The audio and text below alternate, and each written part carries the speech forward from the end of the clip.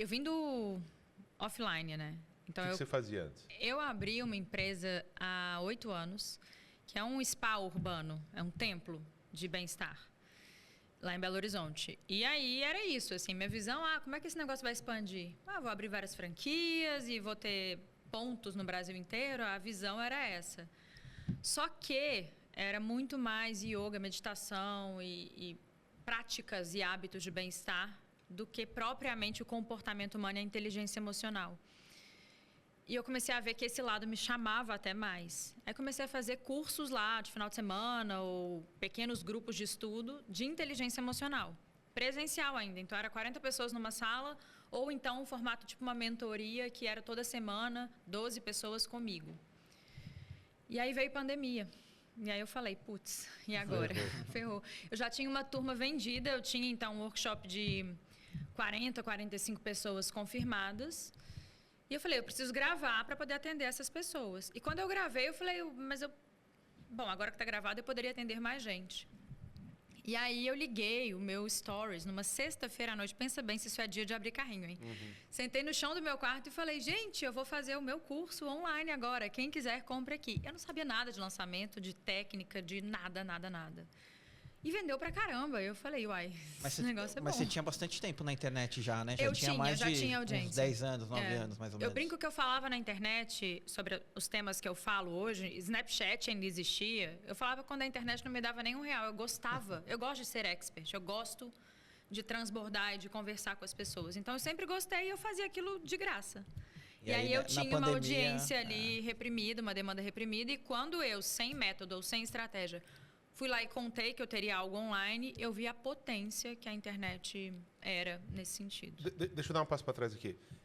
Como é que foi esse início de Carol, produtora de conteúdo? Qual que foi o gatilho? Qual que foi a parada que você falou, puta, não, preciso fazer isso?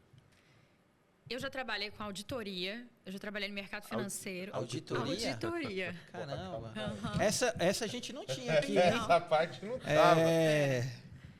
E aí, eu trabalhei com auditoria, depois mercado financeiro, e depois eu fui trabalhar com marketing de moda. Só que eu engravidei, no susto, de gêmeos. E continuei trabalhando, porque eu não consigo ficar quieta. E aí, os meninos nasceram, só que amamentar 2 não dava para voltar a trabalhar tão rápido. Então, eu fiquei ali 7 meses de licença nessa época. Eu trabalhava numa loja, numa grande multimarcas de moda, no marketing. E aí, eu comecei a ficar muito inquieta, porque eu tinha um monte de coisa para falar sobre amamentação, sobre alimentação e até sobre moda, que eu continuava consumindo. Aí eu criei um blog. E aí, entre mamadas ali de madrugada, eu escrevia coisas. Era como se fosse o teu diário? Era como se fosse meu diário. Não tinha um tema. Era desde receitas até dicas de maternidade. Era tudo o que eu queria compartilhar. Então, tinha várias sessões. Era um blog de lifestyle no final do dia. E a parte que eu mais gostava era escrever. Muito mais do que tirar foto ou qualquer coisa.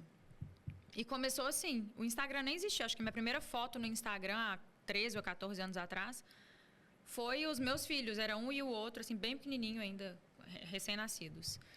Então, eu criei esse blog. Aí veio o Instagram, não tinha stories, não tinha nada disso. Mas eu compartilhava a minha vida lá. Mas o blog ele chegou a ter alcance ou não? Ele teve um alcance bom. Aí eu saí dessa loja, dessa multimarcas que eu trabalhava e falei, blog está me demandando mais, inclusive rentabilizando mais. Mas como é que você gerou tráfego para esse blog? Era tudo orgânico. Mas SEO? O que era? Existia SEO, eu que não sabia fazer, né? Mas era boca a boca. Mas é porque você era viciado em conteúdo, você gerava muito conteúdo. E uma pessoa falava outra, eu falava para outra, e de repente pessoas grandes foram me descobrindo. Então, grandes influencers conheceram a Carol, e aí uma mencionava, vi essa receita no blog dessa menina, e foi indo. Que ano foi isso? 2011. Tá, era uma outra dinâmica de internet mesmo. Era outra dinâmica de internet. Tá. Era. Aí, beleza, aí isso começou a te demandar. Como que você monetizava aquilo? Era AdSense? Era o quê? Era marcas. Tá. As marcas queriam aparecer lá. Então, ela falava, em vez de você colocar qualquer roupa, você vai colocar a minha roupa. Em vez de você fazer qualquer viagem, eu quero que você vá para o meu hotel. E aí, publicidade mesmo. Sim. Aí, beleza, veio o Instagram. Aí veio o Instagram. O Facebook veio antes, né? Eu nunca fui muito usuária de Facebook, sabia? Eu pulei esse pedaço, assim. Tá. Aí fui pro Insta, era outra dinâmica de Instagram também, e fiquei ali até 2014, com esse tipo de conteúdo de lifestyle.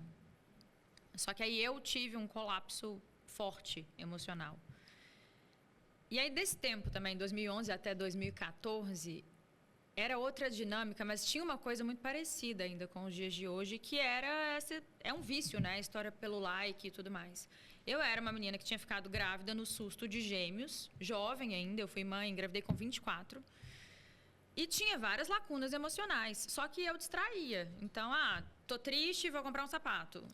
Tô chateada, vou chamar as amigas para tomar um vinho. E era uma vida de distração, eu não sabia o que fazer com aquele tanto de buraco que existia dentro de mim.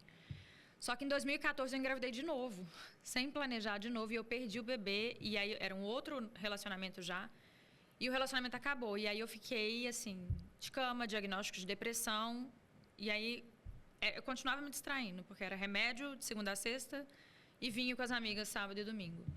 E eu já era mãe, e aquilo ali estava ficando meio insustentável. Então, em 2014, depois de uns 3, 4 meses, bem anestesiada, eu lembro dessa época, parece que eu era um zumbi, é muito estranho, assim, é um blur na memória. Uhum. E até que um dia, um dos meninos pequenininhos, sei lá, tinham 3 anos, 2 anos, eles falaram: mamãe, você não vai voltar ao normal? E aí eu falei: putz, Essa foi pesada. Falei: cara, eu preciso voltar ao normal, porque nem que seja se não é por mim, precisa ser por eles. E aí eu comecei a fazer yoga, eu comecei a estudar comportamento humano, porque eu precisava me salvar. Uhum. Não era uma coisa tipo, eu vou fazer uma transição de carreira, nunca foi. E quando eu vi, eu estava na internet compartilhando dali para frente muito mais esses temas. E aí engajava muito mais, eu tinha muito mais prazer de falar disso, e ainda era por mim. Então, começou assim, compartilhando naturalmente as coisas que eu estava encontrando e descobrindo sobre inteligência emocional para mim, na internet.